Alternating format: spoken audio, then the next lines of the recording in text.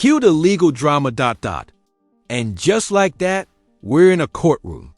It's a typical Texas case, but hang on, we're already looking at some serious stakes here. The offense? Unauthorized use of a vehicle.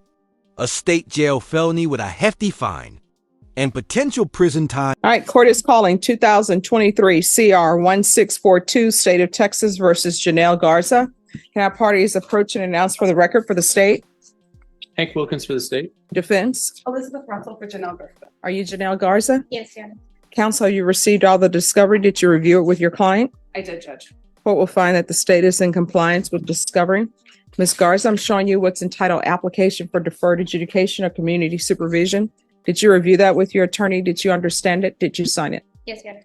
Showing you what's entitled True Bill of Indictment. Did you review that with your attorney? Did you understand it? Yes.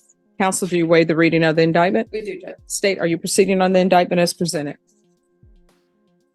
Yes, Your Honor. All right. Ms. Garza, I'm showing you what's entitled Court Admonishments. Did you review that with your attorney? Did you understand it? Yes, Your Honor.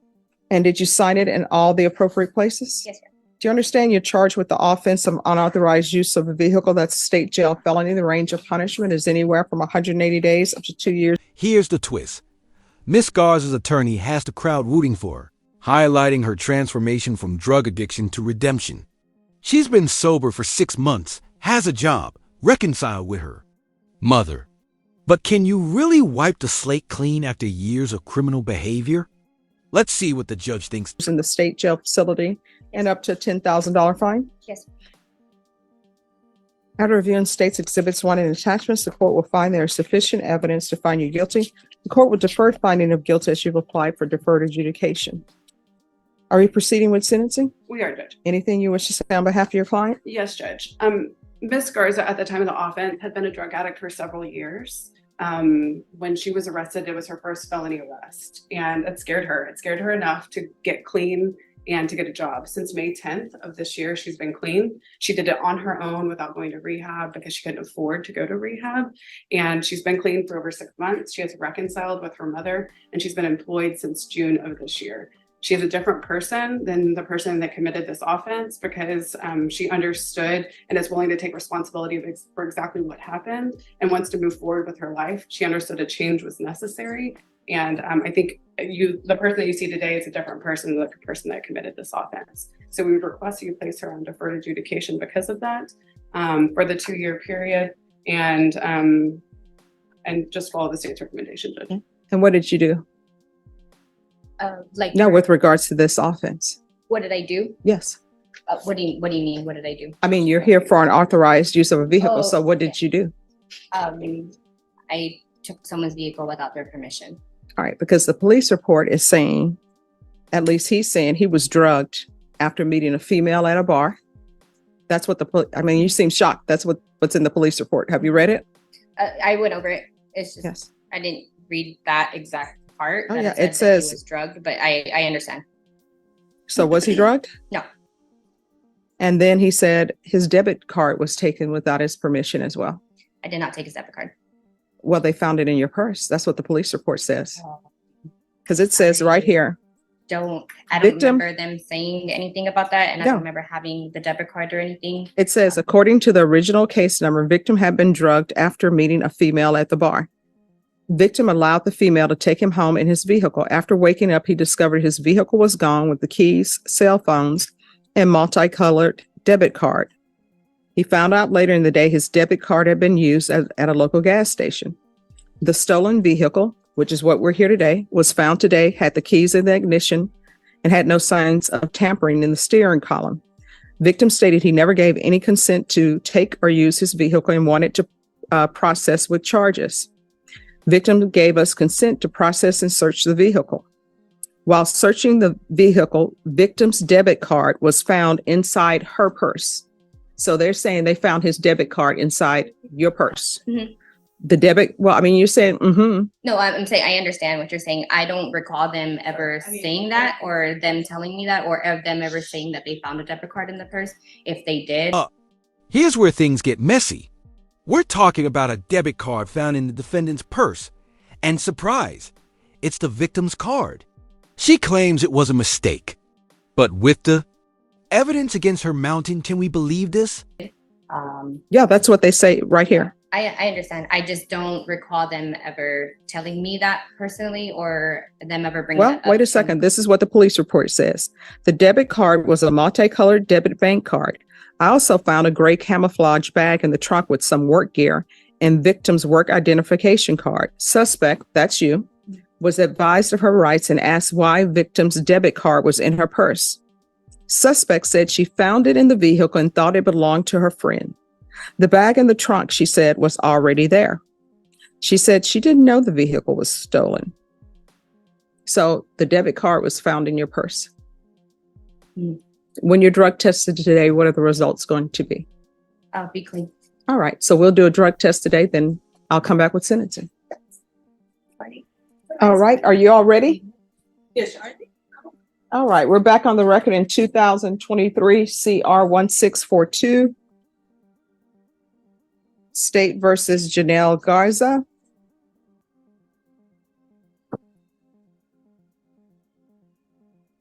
So when's the last time you used marijuana? Yesterday.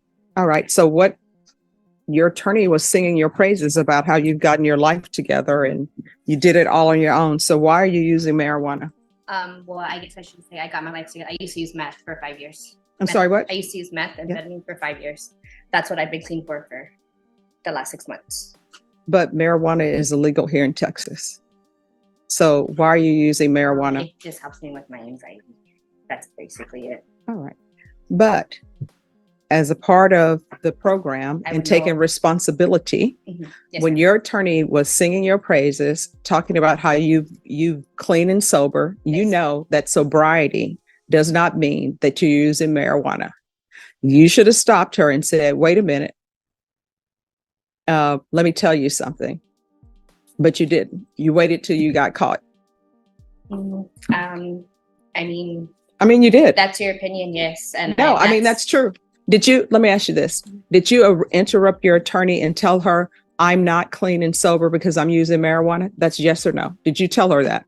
I told her that I was using marijuana, yes. When you were before the bench. No. And we're hitting a major turning point here. Miss Garza's life seems to be on the mend well until she admits to using marijuana. You know the drill. Sobriety isn't just about quitting meth. It's a package deal. So what's the next move for her? A harsh lesson in consequences? Or some mercy from the court? But because I just feel like there's different types of sobriety. For me, the meth use was really bad. So, and I couldn't carry a job for the last 5 years. And in the last 6 months that I have been sober from methamphetamines, I have been able to get a job and get a car and see my daughter every day and be a mom and be present. You're not allowed to use marijuana while you're on probation. I understand that. And I understand that I would not be able to use it and I won't use it. But do you understand you're not clean and sober? Yes. And So what do you do for a living? I'm a nanny. Oh, not anymore. I don't allow people on felony probation to be nannies, to be home health care providers, and especially someone who's not clean and sober. And who are you a nanny to? Is this a relative or somebody? Yes. Sister, cousin, who Yes. is it? All right. So that job is over with today. You understand? Yes. So how far did you go in school? I went all the way through high school. I graduated and I went through some trade school. I had my medical assistant. I went through medical assistant school. I finished that. And where are your children? Right now she's at school. And how old? Do you only have one I child? only have one. She's 14. And does she live with you? Yes. And my mom and my grandparents and my other family. When you say your mom, your grandparents, and other family, what is other family? My aunt, my other aunt. There's a whole bunch of us that live at my grandma's house.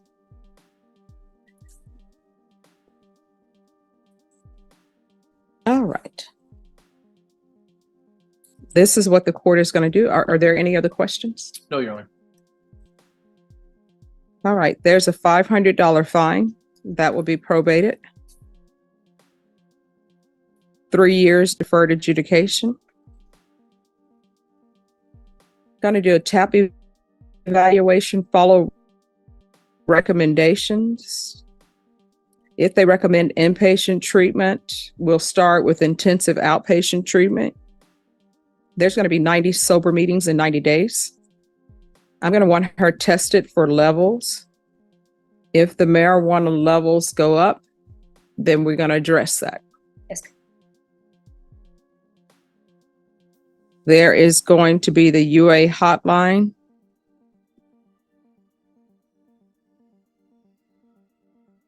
Regular reporting by Zoom or in person.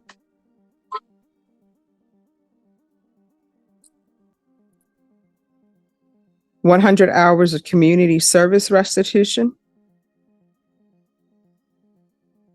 Parenting classes. Once she completes parenting classes, 50 of those hours will be deemed to be satisfied.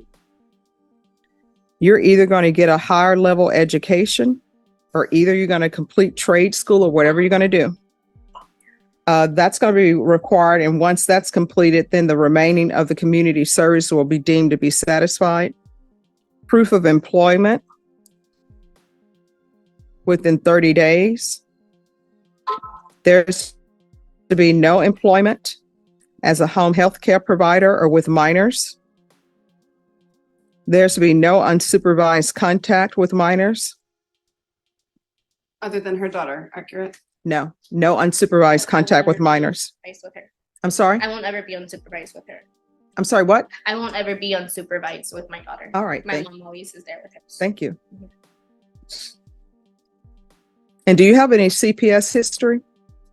This is the moment where the rubber meets the road.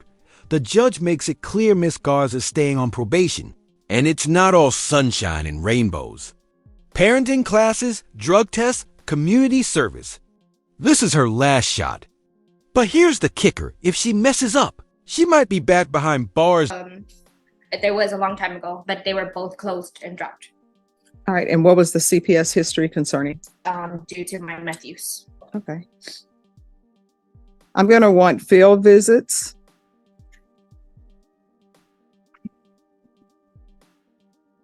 One time per month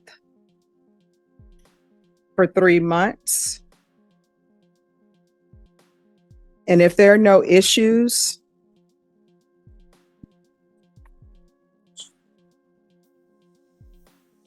then it'll be one time every 4 months.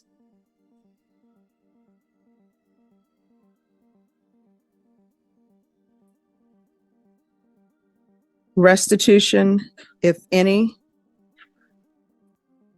and no contact with Josiah Hernandez and counsel. If there is restitution that's determined by probation and you think it's inappropriate, you can come back for a hearing. Judge, I do think we're going to need a hearing. They've submitted numbers to restitution that we believe is inappropriate. Okay. All right. And probation, is there anything else she needs? Your Honor, I apologize. He said restitution, if any, and no contact with Josiah Hernandez. Yes. And it's Josiah. Thank you, Judge. Nothing else, Judge. Is there anything you need from the court to be successful? No, Your Honor. All right. And then if you all want, Ms. Ferguson will set it for a restitution hearing. I'm going to show you what's entitled Trial Court Certification of Defendant's Rights to Appeal. Did you review that with your attorney? Did you understand it? And did you sign it? Okay. Mr. Crispin, I don't understand why you're here. You're supposed to go to inpatient treatment, the end. No, you're supposed to go into inpatient treatment, the end. So you're scheduled for lifetime recovery on November 14th. That's where you will be. I believe it's the 14th.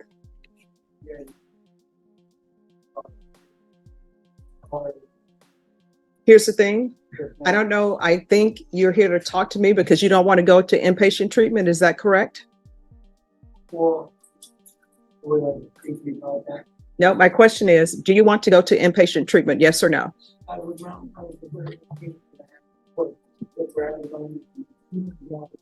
All right, you're going into inpatient treatment. And just when you thought it couldn't get any more dramatic, boom. Enter Mr. Chrisman, who's been dodging inpatient treatment like it's a game of cat and mouse. Guess what, buddy? The judge isn't having it. You're going into treatment, whether you like it or not. The court has no patience for excuses today. Mr. Chrisman, we've been dealing with your matter for months now. So you're scheduled for inpatient treatment. That's where you are headed. Oh, no, he's going to go on his own to lifetime recovery. Okay. Last time we spoke, you were still up in the air. Mr. Chrisman, I want you to hear me carefully. All right. You are going into inpatient treatment at lifetime recovery. The end. Sure. Thank you. Why is there a double whammy on the same property? I'm sorry, what? Why is there a double whammy? There's not a double whammy. You never bring documents that are requested of you. No. Here's the first thing. One, you were supposed to bring documents of the military service to Veterans Treatment Court. They never received it. Yes. Okay. I went and told you to the SSI office. Do you have it? I didn't even receive it. I have an appointment. No. My question is, do you have your military records? I have to have an addendum with the UQ15 addendum because my social's off here and my birthday's off in the Social Security office. The only way they're gonna accept it is I had to get a birth certificate. That's the way I get a birth certificate. Because I had to have my father be living in California or it's taking even longer. I have 30 to 60 days to get because that's what we spoke about. All right, so Mr. Chrisman, this is what we're going to do. While, Mr. Chrisman, this is what we're going to do. While we are waiting you to get those documents, you'll be in inpatient treatment at lifetime recovery. And then lifetime recovery will make sure you have ample opportunity to get whatever paperwork that you say you need. But this has been going on for a long time, Mr. Chrisman, and it's been going on too long. So I understand that. Maybe it's just of the courts. Like, Right now, I'm to go. And now the judge can actually order for you to go to the CMC to do that process. no, I'm gonna go and follow the directions I always have with this part too as well. So whatever you say, I have to do. But Okay. I'm just asking for the eligibility to talk to you because my only confusion is that we spoke about it and then you gave me pressure on that for the 90 days. No, that was never addressed. For example, I gave forms for the 90 days. no, let me just tell you this. I had already put in place that you were supposed to do 90 meetings in 90 days. 90 meetings, time out. 90 meetings in 90 days is not taking the place of you not doing what the court has asked of you.